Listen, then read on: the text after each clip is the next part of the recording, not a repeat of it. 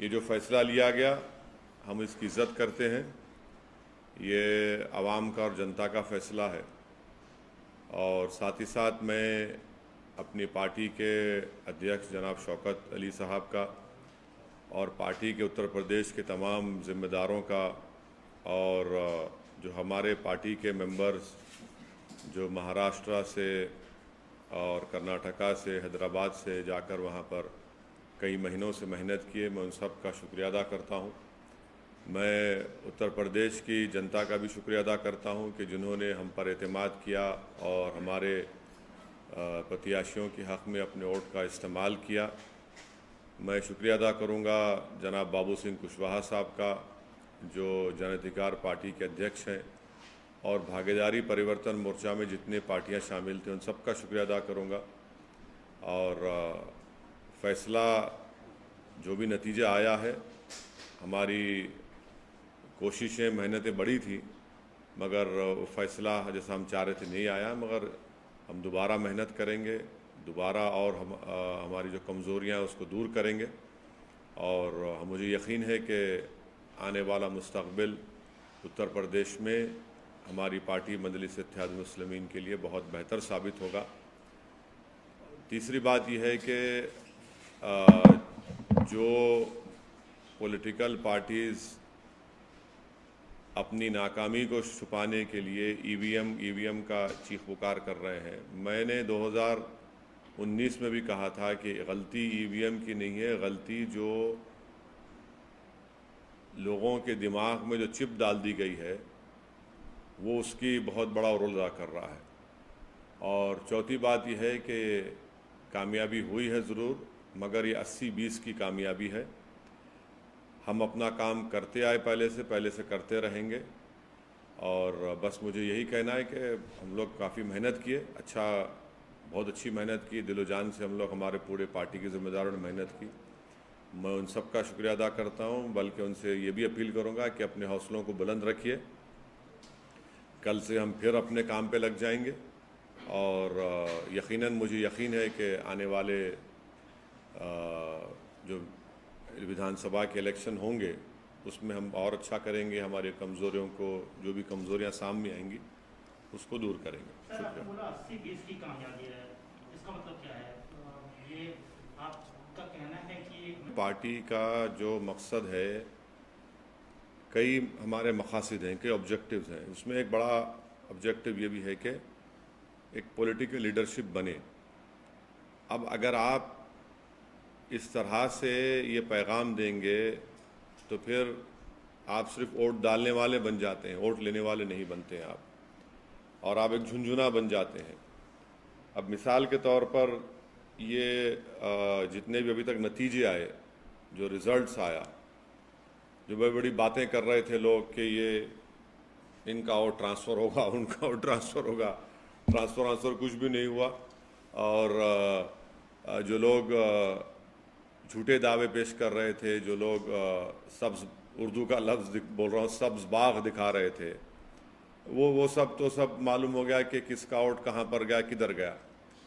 तो खैर अभी तो पूरे नतीजे नहीं आए, तो इस नतीजे पर और जब पूरे नतीजे आ जाएंगे उसको देखकर भी फिर हम और यकीनी तौर पर कह सकते हैं। मगर यह है कि जो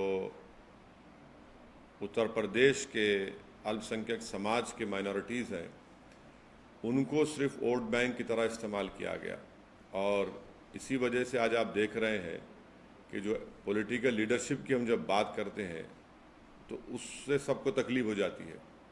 तो खैर अब ये वक्त नहीं है कि मैं इतनी तफसील से जाऊं। जो फ़ैसला आया हम उसकी इज़्ज़त करते हैं और हम अपना काम जारी रखे हैं और जारी रखेंगे, और पहले से ज़्यादा हम मेहनत करेंगे, और जो हमारी लड़ाई है जमहूरियत के दायरे में उसको लड़ते रहेंगे। सर, उस पर क्या कहेंगे जो आप पे पहले भी आरोप लगते रहे हैं कि आप,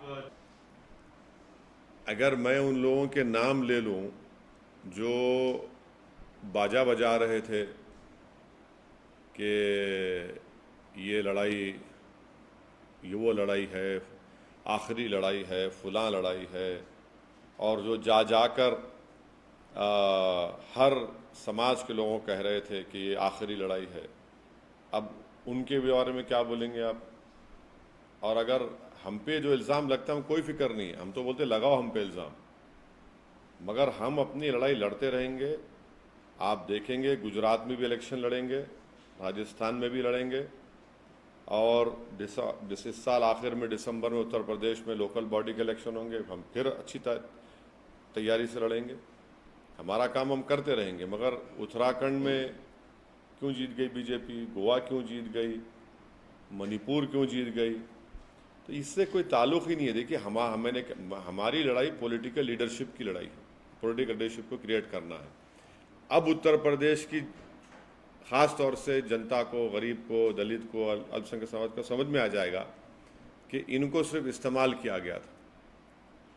भाई आप जो दावे कर रहे थे, जो भीड़ दिखा रहे थे, जो बातें हो रही थी, जो ख्वाब में भी मुख्यमंत्री बन गए थे, उसका जिम्मेदार वही तो नहीं हो सकता हूँ ना। सर, आप बोले कि वोट बैंक की तरह इस्तेमाल किया जाता है, खास तौर से माइनॉरिटी को, और आप अपनी जो स्पीचेज में बार बार इस बात की अपील कर रहे थे। मैं अपनी स्पीचेस का हवाला, अच्छा किया आपने ये सवाल किया। मैंने तो अपनी स्पीच में कहा कि समाजवादी अलायंस बीजेपी को नहीं हरा सकता, तो उस वक्त भी लोग बड़े नाराज़ हुए। ऑन रिकॉर्ड मेरे स्पीचेस आप देखिए, यूट्यूब पे हैं। मैं तो बात कह रहा हूँ, कह चुका हूँ, बात कह चुका हूँ। मेरा सवाल मुख्तलिफ था। हाँ, मेरा सवाल ये था कि आप चुनाव तो लड़ रहे थे, लेकिन एक और लड़ाई लड़ रहे थे बकौल आपके, कि मुस्लिम जो कम्युनिटी है उसको वोट बैंक की तरह अब तक इस्तेमाल करती आई है पॉलिटिकल पार्टी, का अपना लीडरशिप होना चाहिए। तो क्या आपको नहीं लगता कि उस जनता से जिससे आप अपील कर रहे थे, उसने आपको डिसअपॉइंट किया इस रिजल्ट से? नहीं, देखिए मैं उनके फैसले की इज्जत करता हूँ, एहतराम करता हूँ। वो उनका इख्तियार है किसी को वोट देना दें, मगर अब दोबारा तो हम उम्मीद करेंगे कि दोबारा तो उनको ठगा नहीं जाएगा ना।